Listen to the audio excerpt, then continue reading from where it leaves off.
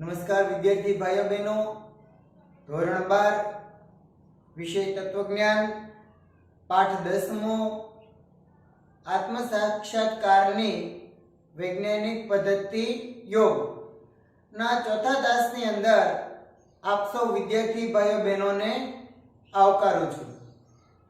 આપણે છેલ્લે નેક્સ્ટ તાસની અંદર એક જીવન દ્રષ્ટિ તરીકે યોગને મૂલવો કે ભાઈ યોગ છે એક જીવન દ્રષ્ટિ તરીકે કેમ મહત્વનું છે અથવા તો જીવન દ્રષ્ટિમાં યોગનું શું મહત્વ રહેલું છે। આધ્યાત્મિક દ્રષ્ટિએ જો તમે યોગને જીવનમાં ઉતારો તો કેવા કેવા ફાયદા થાય એના વિશેની માહિતી આપણે મેળવી। કારણ કે આપણે જોયું તો ભાઈ યોગ છે એ આપણા જીવનને છે એક સંતુલન આપે છે અને એ સંતુલન એ આપણા ઉદ્વિગ્ન મન અને જે અશાંત મન છે ઉદ્વિગ્ન અને અશાંત મનને છે શાંતિપૂર્ણ બનાવે છે। યોગ દ્વારા મન, શરીર, પ્રાણ, આત્મા અને બુદ્ધિનું શુદ્ધિકરણ થાય છે। લેક્ચરનું રિવિઝન શરૂ છે તો મન, આત્મા, શરીર, પ્રાણ અને બુદ્ધિનું શુદ્ધિકરણ એ યોગ દ્વારા થઈ શકે છે। જો યોગ છે એની જીવન દ્રષ્ટિથી તમે તમારું જીવન જીવો તો શરીર છે સ્થિર, સુંદર અને સંતુલિત રીતે શરીરનો વિકાસ થાય। શરીરની અંદર આંતર અને બાહ્ય શુદ્ધિ છે એ યોગ દ્વારા થઈ શકે છે। તો બીજું જોઈએ તો પ્રાણ, તો ભાઈ શ્વાસ અને ઉચ્છ્વાસમાં સંતુલન તથા શરીરમાં જે છે પ્રાણ શક્તિ એનો એક સંતુલિત સંચાર થાય તો યોગ દ્વારા થાય છે। નેક્સ્ટ જોઈએ તો મન, તો એકાગ્ર, સકારાત્મક, સર્જનશીલ અને દૃઢ સંકલ્પયુક્ત મન બને। યોગ દ્વારા મન છે એ એકાગ્ર, સકારાત્મક, સર્જનશીલ અને દૃઢ સંકલ્પયુક્ત બને। તો બુદ્ધિ ચિંતનાત્મક, વિવેકશીલ અને સર્જનશીલ બને। જ્યારે આત્મા છે એ આત્મામાં પોતાની તેમજ અન્યની ચૈતન્ય શક્તિની સમજ આત્મા દ્વારા કેળવાય અને સમત્વ ભાવ કેવો તો કે સ્વ અને અન્યનો ભેદ ઓગળી જાય અને સમત્વ ભાવ છે એ યોગ દ્વારા કેળવી શકાય છે।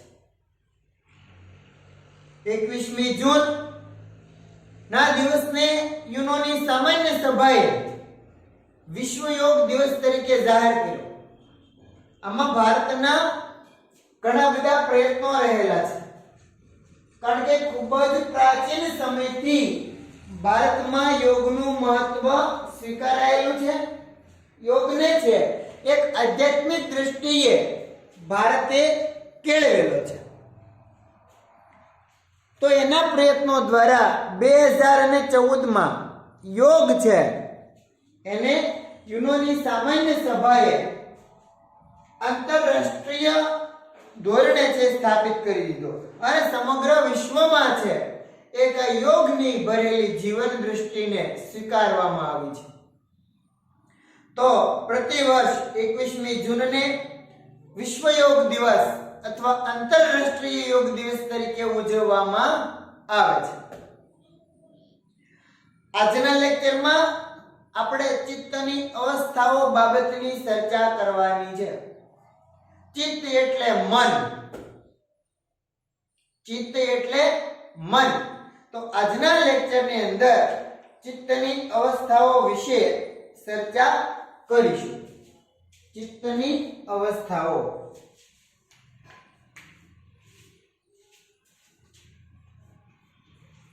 ચિત્તની અવસ્થા, ચિત્તની અવસ્થાઓ।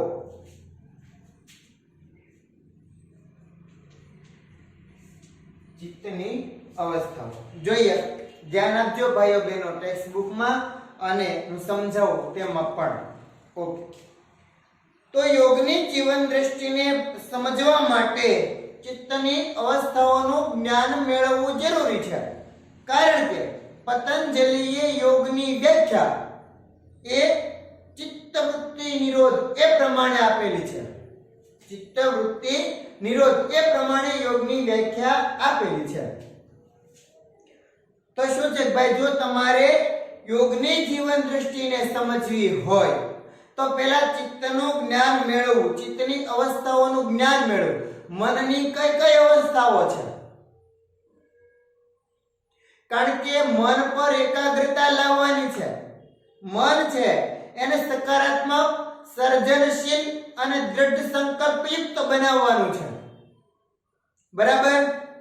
તો હવે યોગની જીવન દ્રષ્ટિને સમજવા માટે સૌથી પહેલા ચિત્તની અવસ્થાઓને સમજવી જરૂરી છે, એનું જ્ઞાન મેળવવું જરૂરી છે.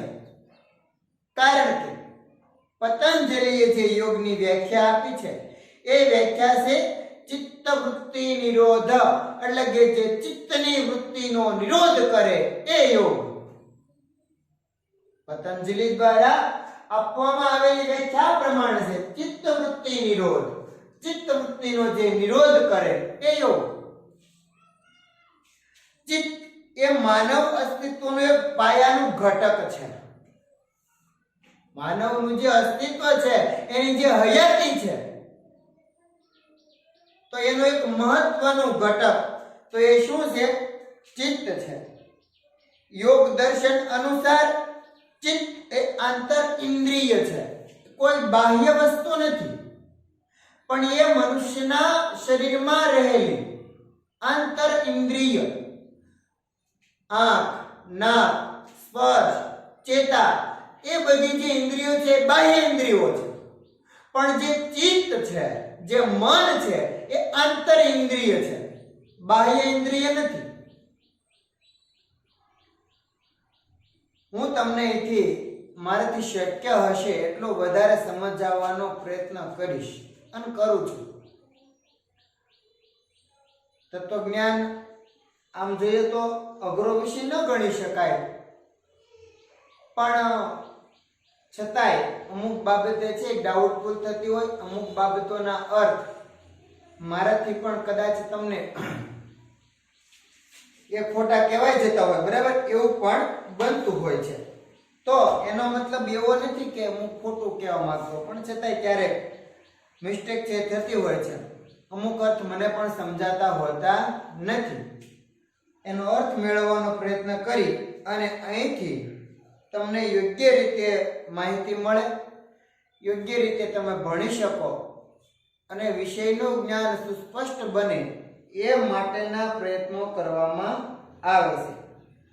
છતાંય ન સમજાતું હોય તો મને છે જાણ કરી અને એ બાબતે તમે ખાસ વધારાની માહિતી મેળવી શકો છો.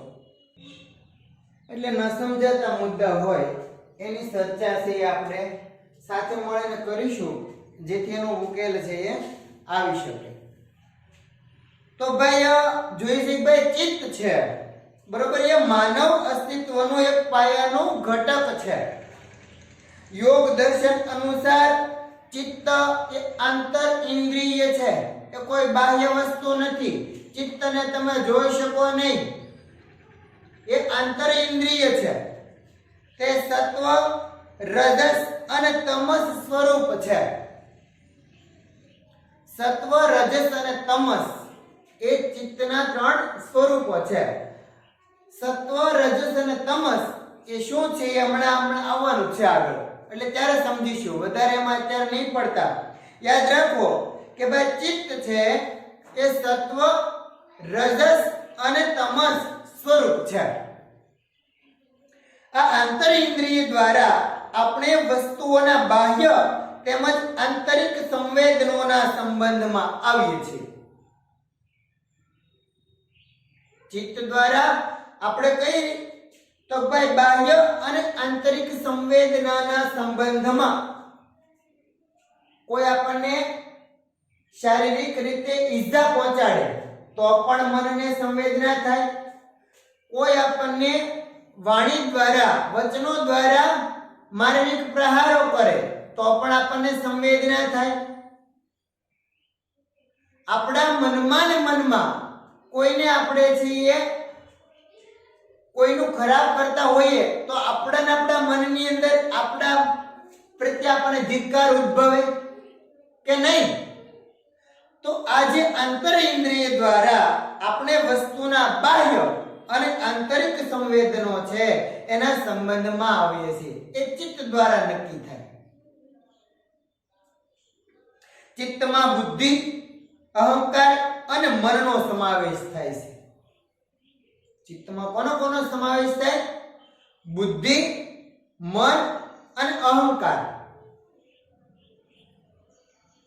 જો કે અહંકાર પણ મનમાં ઉદ્ભવે અને બુદ્ધિ પણ મનમાં રહેલી છે એટલે ચિત્ત એટલે આખરે મન. પણ યાદ રાખો, ચિત્તમાં કોનો સમાવેશ થાય? તો બુદ્ધિ, અહંકાર અને મનનો સમાવેશ થાય છે. બાહ્ય અને આંતર જગતનું જ્ઞાન આપનારી વૃત્તિઓને ચિત્ત વૃત્તિ કહે છે. બાહ્ય જગતનું જ્ઞાન અને આંતર મનનું જ્ઞાન, બાહ્ય જગતનું અને આંતર જગતનું જ્ઞાન આપનારી જે વૃત્તિ છે એને ચિત્ત વૃત્તિ કહેવામાં આવે છે. થોડી નોંધ છે એ કરી લઈએ, ત્યારબાદ આગળ વધારાનું સમજીએ. લખતા જજો મારી સાથે. યોગની જીવન દ્રષ્ટિને સમજવા માટે, યોગની જીવન દ્રષ્ટિને સમજવા માટે, યોગની જીવન દ્રષ્ટિને સમજવા માટે ચિત્તની અવસ્થાઓનું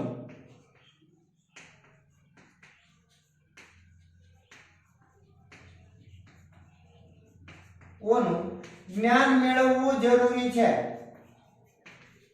જ્ઞાન મેળવવું જરૂરી છે. જ્ઞાન મેળવવું જરૂરી છે. કારણ કે પતંજલિએ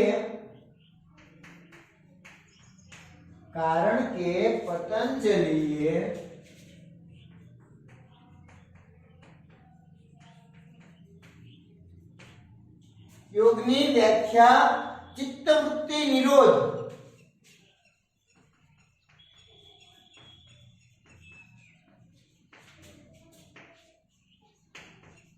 ચિત્તવૃત્તિ નિરોધ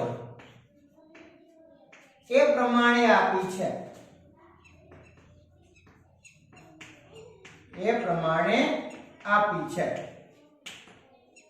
યોગની જીવન દ્રષ્ટિને સમજવા માટે ચિત્તની અવસ્થાઓનું જ્ઞાન મેળવવું જરૂરી છે. કારણ કે યોગ સૂત્ર, પાતંજલિ યોગ સૂત્રના રચયિતા એવા પતંજલિએ યોગની વ્યાખ્યા છે ચિત્તવૃત્તિ નિરોધ એ પ્રમાણે કરેલી છે.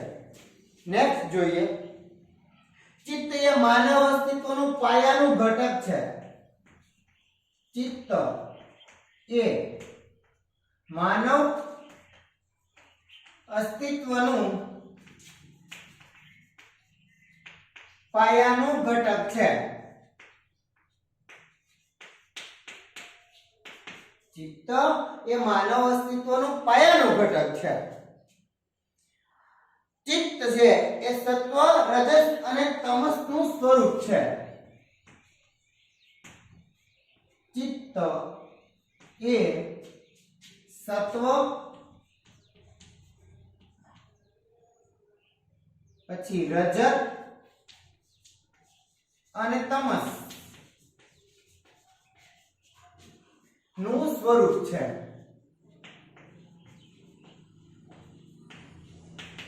ચિત્ત એ સત્વ, રજસ અને તમસ નું સ્વરૂપ છે. બરાબર? રજત કે રજસ, રજસ.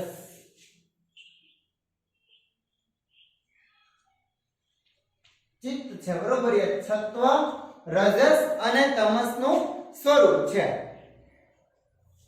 ચિત્તમાં બુદ્ધિ, અહંકાર અને મનનો સમાવેશ થાય છે. ચિત્તમાં બુદ્ધિ, અહંકાર અને મનનો સમાવેશ થાય છે.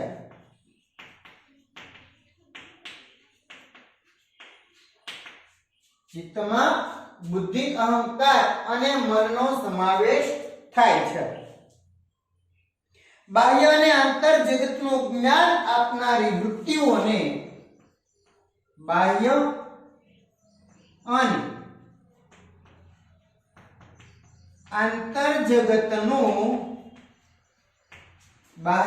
અને આંતર જગતનું જ્ઞાન આપનારી વૃત્તિઓને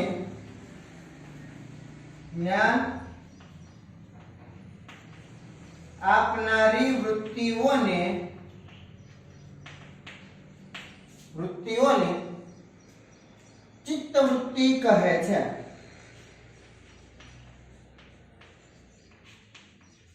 ચિત્તવૃત્તિની વ્યાખ્યા યાદ રાખજો. બાહ્ય અને આંતર જગતનું જ્ઞાન આપનારી વૃત્તિઓને ચિત્તવૃત્તિ કહે છે. તો આટલા મુદ્દા છે યાદ રાખવાના છે ખાસ. આમાં એક એક માર્ક્સના પ્રશ્નો પૂછાય કે ભાઈ પતંજલિએ યોગની વ્યાખ્યા કઈ રીતે કરી, તો કે ચિત્તવૃત્તિ નિરોધ પ્રમાણે. બીજું, ચિત્ત એ કોનું સ્વરૂપ છે, તો કે સત્વ, રજસ અને તમસનું. ચિત્તમાં કોનો સમાવેશ થાય, બુદ્ધિ, અહંકાર અને મન.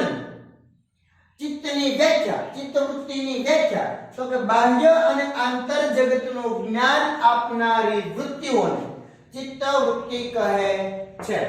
રેડી? આગળ જોઈએ. સામાન્ય માનવનું ચિત્ત જ્યારે કોઈ પણ વસ્તુ કે વિષયને જાણે છે ત્યારે ચિત્તમાં જ્ઞાનની સાથે સુખ દુઃખ તેમજ રાગ દ્વેષના ભાવો જન્મે છે.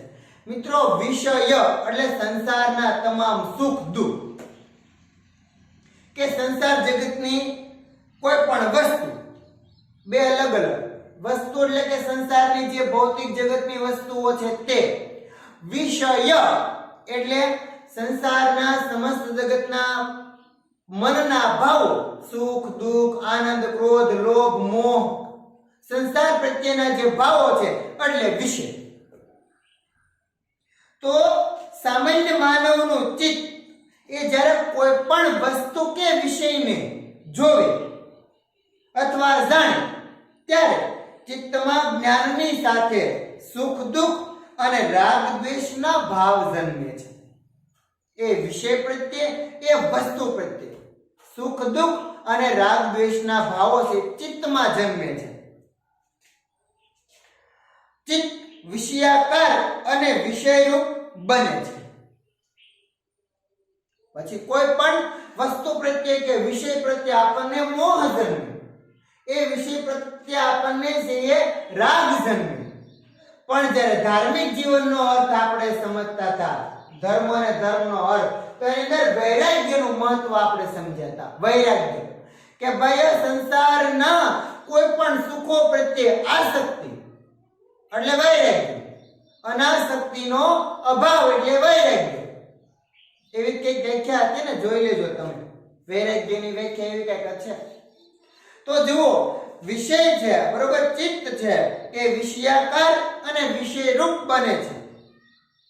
પુરુષ એટલે કે આત્મા આ ચિત્તવૃત્તિનો સદા જ્ઞાતા છે.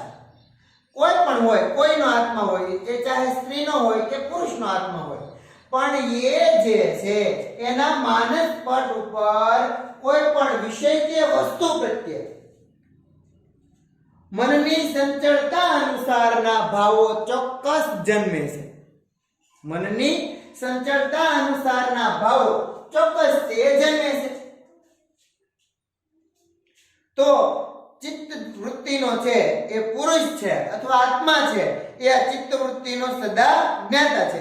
જ્યારે પુરુષને વિવેક જ્ઞાન પ્રાપ્ત થાય ત્યારે ચિત્તમાં ચિત્ત વૃત્તિનો સદંતર અભાવ હોય છે, જેને ચિત્તની નિરુદ્ધ અવસ્થા કહેવાય છે.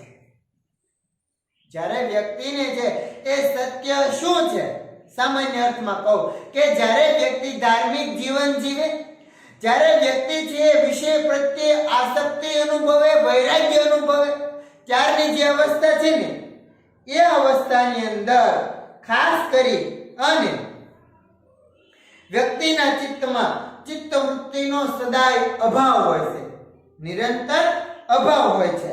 અને એ અભાવ એટલે ચિત્તની નિરુદ્ધ અવસ્થા. એ અભાવ એટલે ચિત્તની નિરુદ્ધ અવસ્થા કહેવાય. વ્યાખ્યા છે ચિત્તની નિરુદ્ધ અવસ્થા એટલે શું? તો જ્યારે પુરુષને વિવેક જ્ઞાન પ્રાપ્ત થાય ત્યારે ચિત્તમાં ચિત્તવૃત્તિઓનો સદંતર અભાવ હોય છે, જેને ચિત્તની નિરુદ્ધ અવસ્થા કહેવામાં આવે છે. ચિત્તની નિરુદ્ધ અવસ્થા કહેવામાં આવે છે. આ નિરુદ્ધ અવસ્થા વાળા ચિત્તમાં જ્ઞાન અને સુખ દુખાદી ભાવ હોતા નથી. આ જે નિરુદ્ધ અવસ્થા જ્યારે ચિત્તની હોય ત્યારે એની અંદર ચિત્તમાં એટલે કે બુદ્ધિમાં, મનમાં, અહંકારમાં જ્ઞાન નથી હોતું અને સુખ દુઃખના ભાવો નથી હોતા. તેમજ ચિત્ત વિષયાકારે પરિણમતું નથી. કોઈ પણ વિષય પ્રત્યે ચિત્ત છે આકાર લેતું નથી. એ વસ્તુ પ્રત્યે વ્યક્તિના માનસપટ ઉપર કોઈ પ્રકારનો મોહ નથી જન્મતો. એટલે ચિત્ત છે એ વિષયાકારે પરિણમતું નથી. આમ પતંજલિ અનુસાર ચિત્તમાં જ્ઞાન અને ભાવ ન હોય એટલે કે માત્ર વૃત્તિ માત્રનો અભાવ હોય એવી ચિત્તની અવસ્થાને ચિત્તની વૃત્તિના નિરોધની અવસ્થા કહેવામાં આવે છે. વ્યક્તિના માનસપટ ઉપર કોઈ પણ જ્ઞાન, કોઈ પણ સુખ દુઃખના ભાવ ન હોય એવી વૃત્તિ માત્રના અભાવ વાળી અવસ્થા, વૃત્તિ માત્રના અભાવ વાળી જે અવસ્થા છે એને ચિત્તની વૃત્તિના નિરોધની અવસ્થા કહેવામાં આવે છે. આ વ્યાખ્યા મહર્ષિ પતંજલિ આપે છે.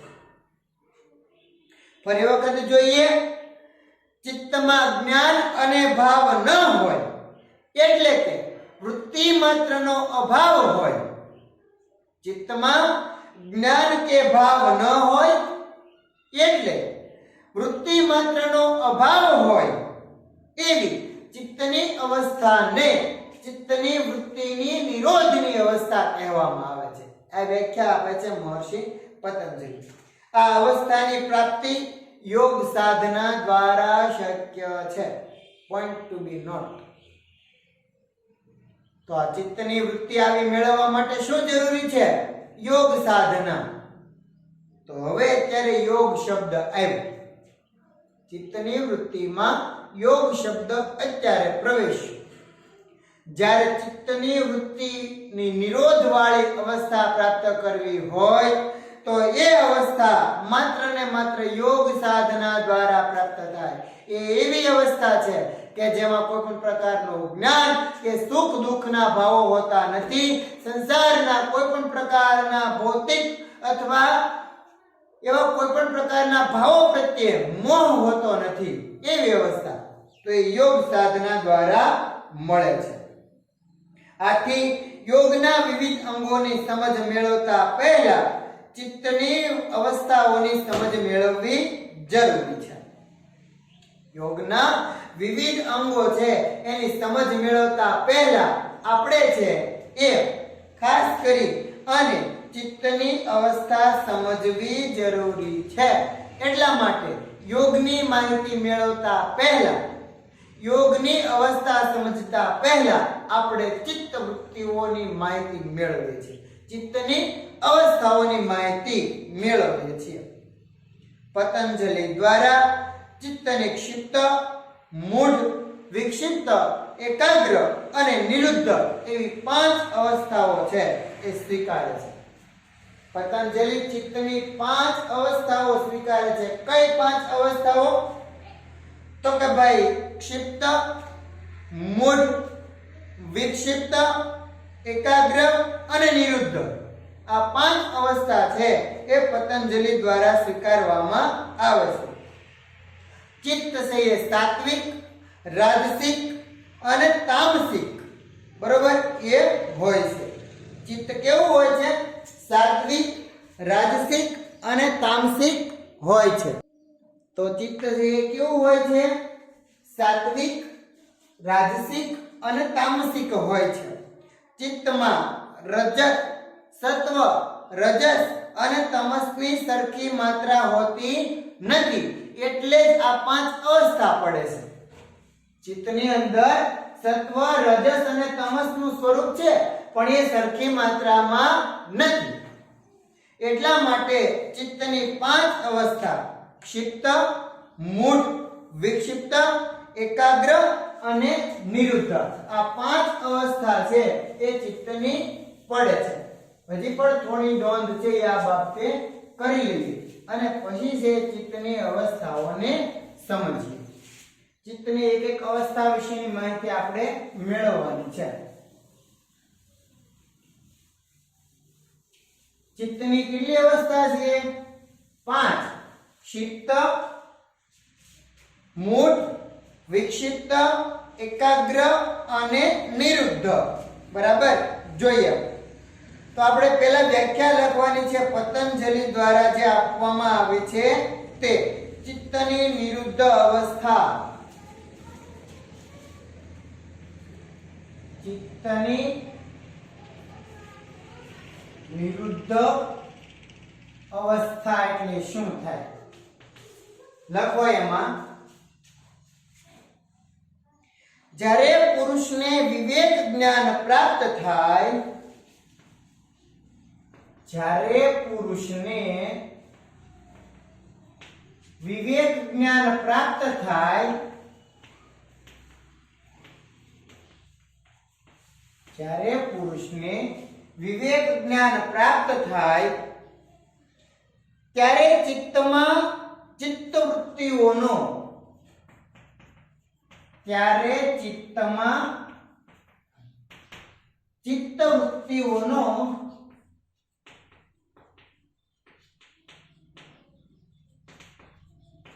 સદંતર અભાવ હોય છે.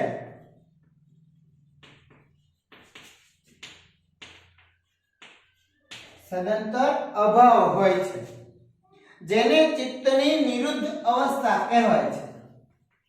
જેને ચિત્તની નિરુદ્ધ અવસ્થા કહેવાય છે.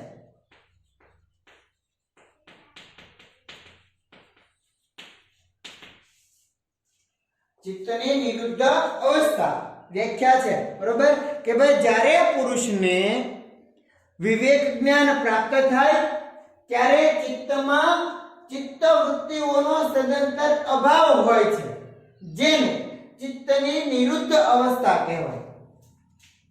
નેક્સ્ટ લખો, આ નિરુદ્ધ અવસ્થા વાળા ચિત્તમાં જ્ઞાન અને સુખ દુખાદી ભાવ હોતા નથી.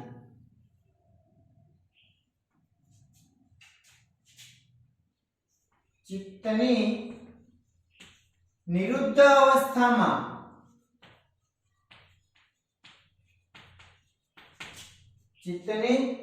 અવસ્થામાં જ્ઞાન અને સુખ દુખાદી ભાવ હોતા નથી.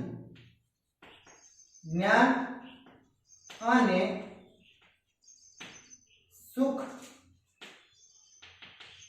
દુખાદી ભાવ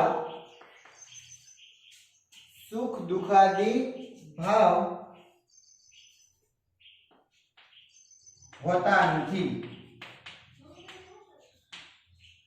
ચિત્તની નિરુદ્ધ અવસ્થા છે એની અંદર ખાસ યાદ રાખો કે સુખ, દુઃખ અને જ્ઞાન એના બધાના ભાવ હોતા નથી ચિત્તની નિરુદ્ધ અવસ્થામાં. વ્યાખ્યા ખાસ યાદ રાખજો, ચિત્તની નિરુદ્ધ અવસ્થા ની, બરાબર. અને બીજું, ચિત્તની નિરુદ્ધ અવસ્થામાં ચિત્તની અંદર જ્ઞાન અને સુખ દુખાદી ભાવ હોતા નથી. નેક્સ્ટ લખો,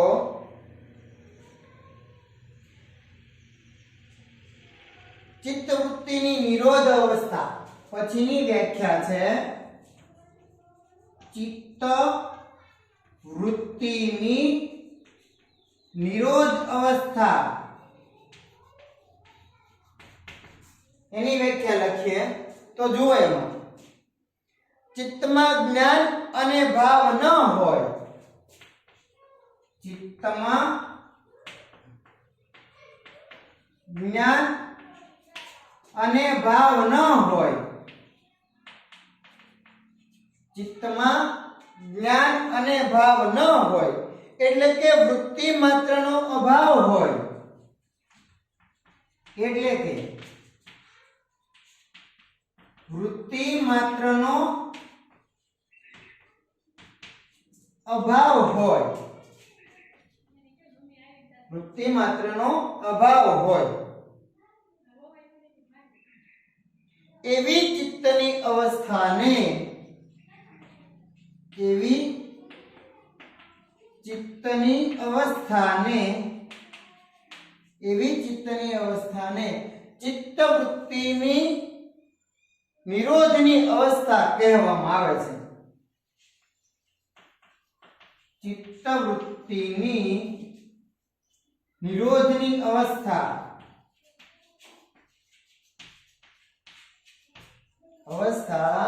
કહેવામાં આવે છે.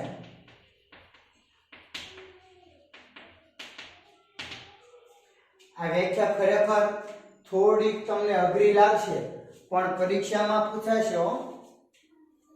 ચિત્તની નિરુદ્ધ અવસ્થા એટલે શું? ચિત્તવૃત્તિની નિરોધ અવસ્થા એટલે શું? વ્યાખ્યા આમ તો સરખી જ છે, બે થોડો ફેર છે. નિરુદ્ધ અવસ્થામાં પુરુષને વિવેક જ્ઞાન પ્રાપ્ત થાય ત્યારે ચિત્તમાં ચિત્તવૃત્તિનો સદંતર અભાવ હોય, જ્યારે નિરોધ અવસ્થામાં ચિત્તમાં જ્ઞાન અને ભાવ ન હોય એટલે કે વૃત્તિ માત્રનો અભાવ હોય એવી ચિત્તની અવસ્થાને ચિત્તવૃત્તિની નિરોધ અવસ્થા કહેવામાં આવે છે. અને આ અવસ્થાની પ્રાપ્તિ યોગ સાધના દ્વારા થાય છે. આ અવસ્થાની પ્રાપ્તિ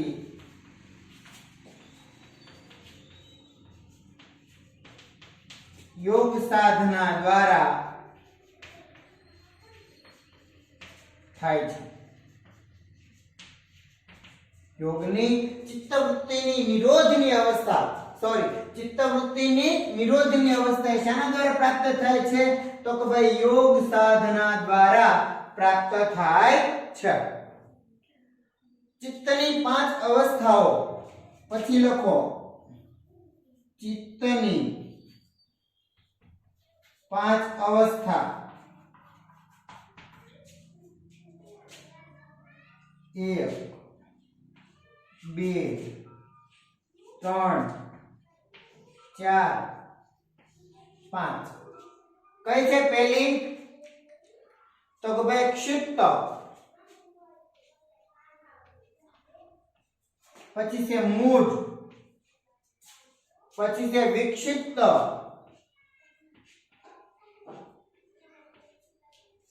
પછી છે એકાગ્ર